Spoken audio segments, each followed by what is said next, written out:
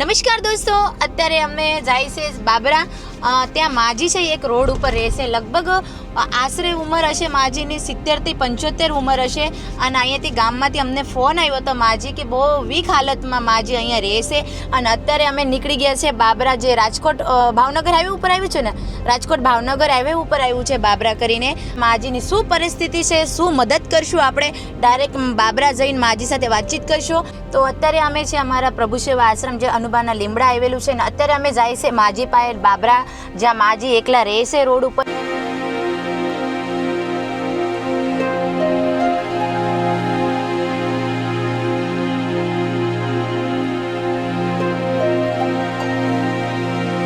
શું નામ છે બેન તમારું? કૈલાસબેન. કૈલાસબેન, કેટલા સમયથી માજીને જોવો છો તમે? માજીને લગભગ 3 મહિના વધારે થયું છે, પણ 3 મહિના જોઉં છું. હા. તો આ બાજુ નીકળીને તો જોઈ ગઈ, તો એટલા માટે મેં કીધું કે તમે ભાઈ આ સારી જગ્યાએ સુરક્ષિત રહ્યો, ત્યાં તમને મોકલી આપું. તો એને હા પાડી, એટલા માટે મેં તમને ફોન કર્યો.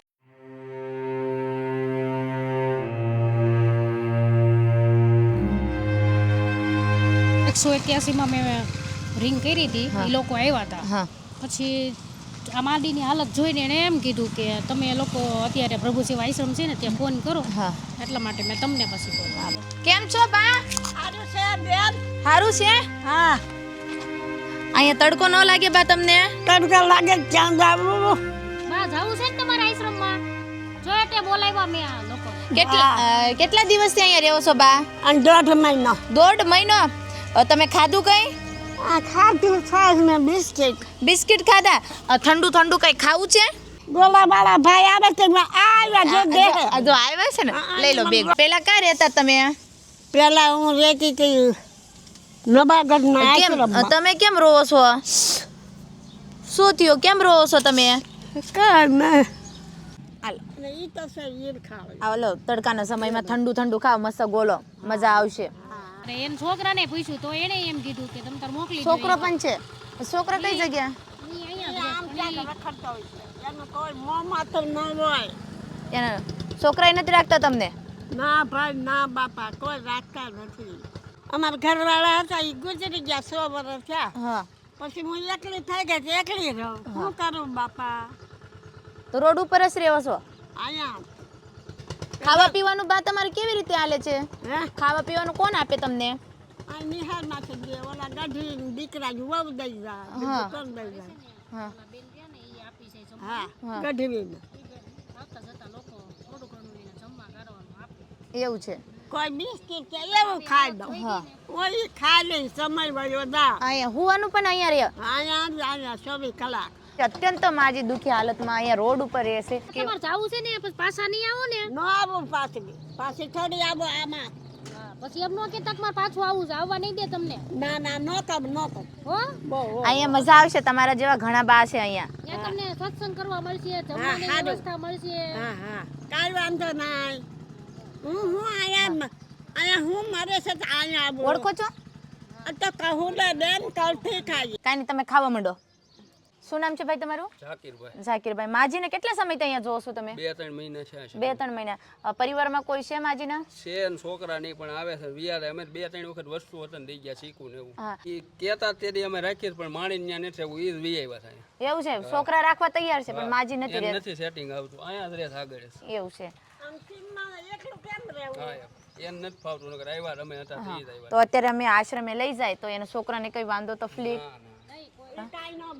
કાઈ ન બોલે? સારું ત્યાં લઈ જાવ બેન, અહીંયા બિચારા તડકો હવે તો વધશે, અમુકનો ઉનાળો. ઉનાળો છે, તકલીફ. પછી જો કેવી રીતે હાલતમાં માજી રહેશે, બહુ તો દુખી હાલતમાં છે. પબ્લિક એવું કહેશે કે ભાઈ છોકરા રાખવા માંગે પણ માજી નથી રહેતા, માજીને એના ભેગું સેટિંગ નથી આવતું. પણ અત્યારે માજીને અમે લઈ જાય છે અમારા પ્રભુ સેવા આશ્રમે, અને માજીને જેટલે ગુણ અમારા પ્રભુ સેવા આશ્રમે રહેવું હોય તેટલું ગુણ એ ખુશી ખુશી આમાં એના મરજીથી અમારા પ્રભુ સેવા આશ્રમમાં રહી શકે. જેટલી બને એટલી અમે માજીની મદદ પણ કરશું. અને માજીની તમે એકવાર હાલત પણ જોઈ લો, ખૂબ જ દુઃખી હાલત માજી રહેશે. ફાટેલું ગાડલું છે અને ગોદડા છે, અને તડકો. ઉનાળાની શરૂઆત જ થઈ છે, પણ હું શરૂઆતમાં જ એટલો તડકો પડે છે તો આખો ઉનાળો બાકી છે. વધારે દુઃખી હાલત થઈ જાય માજીની. માજી આવું છે ને આશ્રમે? તો ચાલો આપણે પ્રભુ સેવા આશ્રમે જવું છે.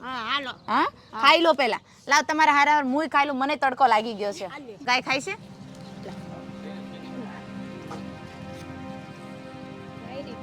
લઈ લો બા પકડજો.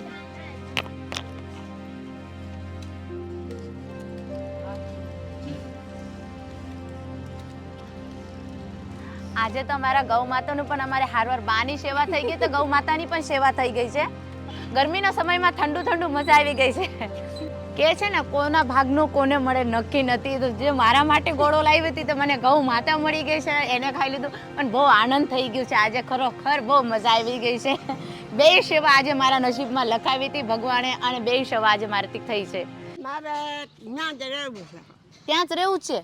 બે વાર આશ્રમમાં એમ તો મૂકી આવ્યા હતા પણ પાછા વહી આવે છે. એવું છે કેમ? ઈ આમ કઈ જગ્યાએ ગયા તા? ઈ આવ્યું ગોંડલ પાસે. ગોડા પછી બા તમે નાવા ક્યાં જાઓ છો? તાવું છે ને દીકરી ભેગું ક્યાં? મારા ભેગું. હા હા તો હાલો હવે આપણે નવા ઘરે જવું છે તમારે મારા હારે. હા તો હાલો ઊભા થઈ જાઓ. હવે ઊભા થઈ શકો? ના હાલો તો ઊભા થઈ જાઓ. આ ગોળો ખાવો અરે ખાઈ લો. શું નામ છે ભાઈ તમારું? દિલીપભાઈ. અને માજી પણ આવવા તૈયાર છે અમારે, તો કેમ કરવું છે હવે? કાંઈ વાંધો નહીં, તમ તારે એના દીકરાને મેં પૂછી લીધું છે હા કે તમ તારે મોકલી દો કે આશ્રમમાં જતા હોય ને તો વાંધો નહીં, હેરાન થાય છે ઈ કે. હા, ઊભા થઈ જાયજો. આ એક બાકી છે મારે, બીજું કોઈ નથી મારું. તો પૈસાનું શું કરવું છે હવે તમારે? હાલો ઊભા થઈ જાઓ હવે. ખાડલો બોટલો આ કાંઈ નહીં વડલો મજા નથી હે? તો કાંઈ નહીં, અહીંયા જઈને આપ તમને દવા આપશું. ખાવા પીવું ટાઈમથી ખાઈશું ને તો મજા આવી જાય છે, સારું થઈ જાય છે શરીર. ખાવા તો મળે જ છે. આ બેન બજાર બાકી અને રોડ ઉપર તો રોડ ઉપર હોય ને બા. આ શું છે બા? એ થેલી લઈ જવા. કાંઈ વાંધો નહીં, હાલો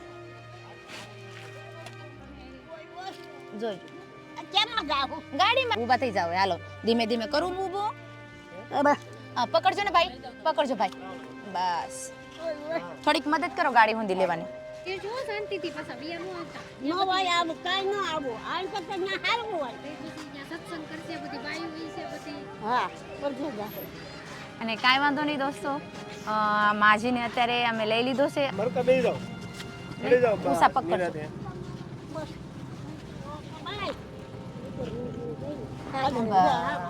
હાલો પાછળ ખસો.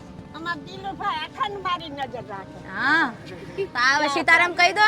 સીતારામ આવજો કે મળવા એમ કેજો. તમને મળવા આવીશ special, હો. આ તો પાછળ ખસો તમે. ઓલા નાના ભાઈને હાચવજો, હો. હા, ના ના ભાગો ભાગો, હાસો ઈ મારો ભાગો. ભાઈલો છે. હા ઈ કાંઈક અમાર બાકામ છે એમ કરવા. હાલો ખસો. બા આવી રીતે રોડ ઉપર રહેતા હતા પણ કોક નાનો ભઈલો છે એની પણ અત્યારે ફિકર છે બાને. પ્રેમ ખરો માજીને. હું અહીં પૈસા દઉં ને હા એમાંથી કોક ખાલી માણસ નીકળે ને એને આપે છે. વાહ ભાઈ કેવો જીવ કહેવાય. આવો ધર્મ છે. તો સરસ કહેવાય. માજી સતત એટલે રોડ ઉપર રહેશે, આવી દુઃખી હાલતમાં રહેશે, દુઃખી હાલતમાં. ખરેખર એને મદદ કરવાની જગ્યા બીજાને મદદ કરે. અને આવજો માજીને મુલાકાત માટે. પૂછી જવા ભાયા ભાઈ. કાંઈ વાંધો નહીં, હવે રોતા નહીં. નથી હા હવે ઉપાધિ નહીં કરવાની તમારે. કાંઈ વાંધો હવે નહીં. હું તમારી દીકરી. સારું. હા બસ પગે લાગુ તમારે. મારી દીકરીને ખૂબ જ સારું થાય. બસ ભગવાનના આશીર્વાદ માંગજો કે હારું કરે ને આવવાની સેવા કરતી રહે. હાલો ટેન્શન ન લેતા હવે. કાંઈ નથી. હવે હાલો આવજો.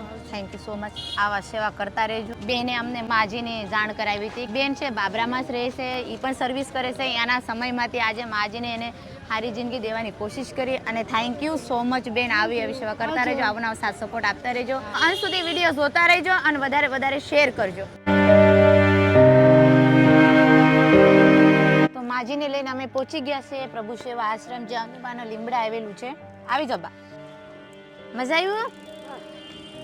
એ બહુ તડકો છે એટલે એટલા બધા તડકામાં માજી કેવી રીતે અહીંયા રહેતા હતા ભગવાન જાણે.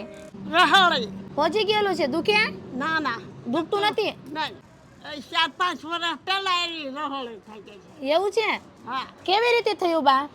કોને ખબર છે? ઈ એમને થતું ગયું, વધતું ગયું. વધતું ગયું છે? તો બાને આ કંઈક દેશી ભાષામાં શું કહે છે ભાઈ એને? રહોળી. રહડી. એ તો બાને છે ને રહડી થઈ ગયેલી છે.